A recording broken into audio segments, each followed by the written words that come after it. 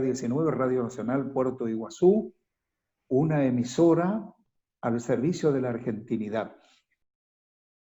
Sí. ¿Y cómo fue que usted se introdujo a la locución? Bueno, yo de niño siempre hay lo que podíamos decir, el fuego sagrado de la vocación. Es decir, de niño yo imitaba a los relatores, a los locutores, imitaba a aquellos relatores a los que escuchaba por la onda corta de Radio El Mundo, Radio Splendid de Buenos Aires o Radio Rivadavia. Y bueno, por supuesto a los locutores y relatores acá de Posadas, que hay también toda una historia en LT4 Radio Parque se denominaba. No sé si vos estuviste viviendo en Posada o conocías. Lo cierto es que aquí hubo una historia grande de LT4, la radio, que fue fundada y que nació en paralelo con LT17, Radio Provincia de Misiones, que en realidad es la más antigua de Posada. Pero te quería relatar que la radio, Radio Parque, que era una verdadera fiesta, esa radio. Era una de las pocas, creo que la única que transmitía las 24 horas. Nació Radio Parque en Andresito y Santa Catalina en 1958 y estuvo hasta 1970. Noticias, fiestas, bailes populares, entretenimiento, todo pasaba por Radio Parque. Ya estaba RT17, Radio Provincia de Misiones, que siempre fue la emisora oficial del gobierno de la provincia de Misiones. Pero Radio Parque era la radio. Y yo era niño, adolescente, digamos, tenía 13 años. Y la radio estaba día y noche prendida, en casa como en los domicilios de la mayoría de las familias de Posada. Entonces, a mí se me iba metiendo ese tema de la locución, el sueño de alguna vez, el sueño del pibe, era estar frente al micrófono y leer tantas publicitarias y leer noticias y animar programas.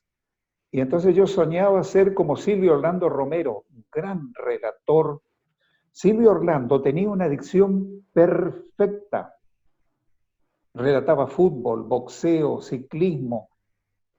A la madrugada tenía un programa con música regional y era tan potente el LT4 con sus 25 kilovatios que se escuchaba perfectamente hasta las 6, 7 de la mañana en Buenos Aires también, ¿no? Y entonces, ¿cuántos misioneros que fueron a vivir a Buenos Aires buscando el progreso sentían y se emocionaban escuchando a Silvio Orlando Romero a la mañana tempranísimo, desde las 5 de la mañana con Mi Tierra Roja, con otros programas también? Entonces yo, te estoy hablando de tenía 13 años, e imitaba a los locutores. Subía un murito que estaba alrededor de casa a la siesta y molestaba a los vecinos leyendo tandas publicitarias y imitando a los relatores de fútbol. Cuando jugábamos con los chicos a la pelota en el campito que estaba al lado de casa, yo jugaba unos minutos, pero después me ponía al costado con una latita de picadillo y una atada con un piolín que oficiaba de micrófono y relataba el partido de fútbol que los chicos jugaban. Entonces, a mí me deleitaba mucho. Bueno, ese sueño, eso que parecía un juego de niños, con el paso del tiempo, bueno, se convierte en realidad porque después de terminada la secundaria, yo hice un curso en el Correo de Posadas, el antiguo Correo de Posadas que nació en 1960, que está ubicado en Ayacucho y Bolívar. En aquella época dependía de la Secretaría de Comunicaciones de la Nación. Entonces se convocó. Yo tenía la noticia que estaba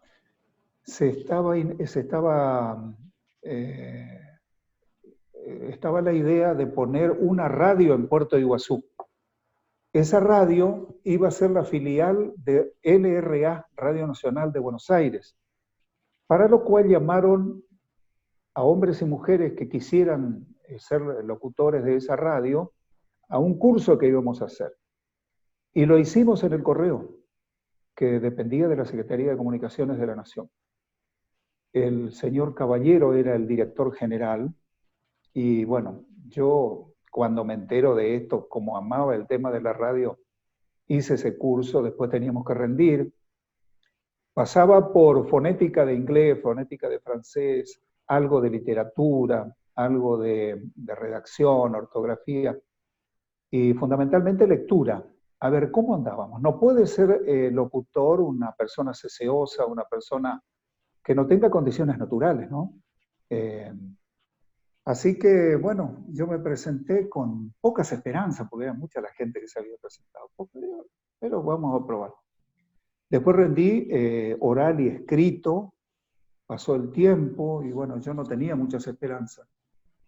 Pero vos sabés, María Laura, la alegría que te produce cuando algo te va saliendo bien. Entonces, un buen día recibo un telegrama en mi casa de que había aprobado el examen, pero no solamente eso, tenía que presentarme directamente para trabajar en determinado momento en Puerto Iguazú. Yo había ido un par de veces a Puerto Iguazú, me acuerdo que fui 2 o 3 veces a Catarata, pero nada más. Y de pronto se me abre un panorama de ir directamente a vivir y a trabajar a Puerto Iguazú. Y estaba planificado que a comienzos de 1972 se iba a inaugurar oficialmente la radio.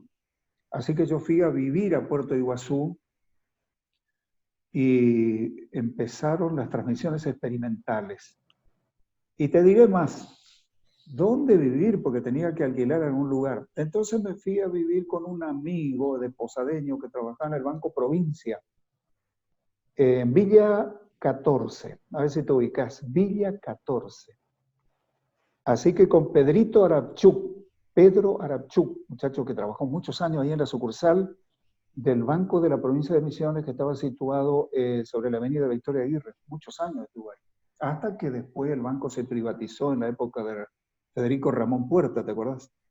Bueno, como el muchacho era de Posadas, bueno, hice buenas amigas, una buena amistad y fui a vivir varios meses con él en un precario ranchito ahí en Villa 14. Y bueno, comenzaron las transmisiones experimentales de Radio Nacional. El organizador, el que primero, la cabeza visible, digamos, era el que fue director de LRA12 Radio Nacional Santo Tomé Corrientes, que el gobierno nacional lo envía a Puerto Iguazú para que organice y hasta la puesta en el aire de LRA19 Radio Nacional de Puerto Iguazú. Así que un par de meses de transmisiones experimentales. La gente estaba con una expectativa enorme. ¿Quién era esta persona? Esa persona se llamaba Mario Zapata. Mario Zapata. Era un señor muy formal, muy amable, locutor de Radio Nacional. Estuvo en Buenos Aires también. Pero él era el director de LRA12 Radio Nacional de Santo Tomé. Y vino como primer director y organizador de LRA19 Radio Nacional de Puerto Iguazú, Mario Zapata. Es un buen registro para la historia también ahí. Esas transmisiones experimentales, se escuchaba horas enteras, se escuchaba desde las 6 de la mañana música nacional, música tango, folclore. Porque de pronto en el monte, en Puerto Iguazú y en Puerto Península, se escuchaba un mensaje argentino. Se escuchaba tango, folclore, la voz de nuestra voz que salía, decía LRA19, Radio Nacional Puerto Iguazú, una emisora al servicio de la argentinidad. Pero ¿cuál era la filosofía del gobierno nacional de poner emisoras, filiales de Radio Nacional en zonas de frontera fundamentalmente? Así como había una Radio Nacional en Esquel, provincia de Chubut, otra en La Quiaca, otra en Catamarca, en fin. El LRA19, Radio Nacional de Puerto Iguazú, nace, mirá, porque en este tema también quiero ser muy preciso, el 6 de abril de 1972 se realizaba la ceremonia inaugural de LR19, Radio Nacional de Puerto de Iguazú. Era la filial número 2 de la cadena oficial del Servicio Oficial de Radiodifusión. Te diré más, en la ceremonia inaugural de aquel 6 de abril de 1972, era gobernador de la provincia de Misiones un hombre de la Fuerza Aérea, que era el brigadier mayor Ángel Vicente Rossi. Era la época de la Revolución Argentina, Ángel Vicente Rossi. Y te diré más, ¿quién era el intendente municipal de Puerto de Iguazú? Era un militar, miembro del ejército, se llamaba el teniente coronel Eduardo Reynoso.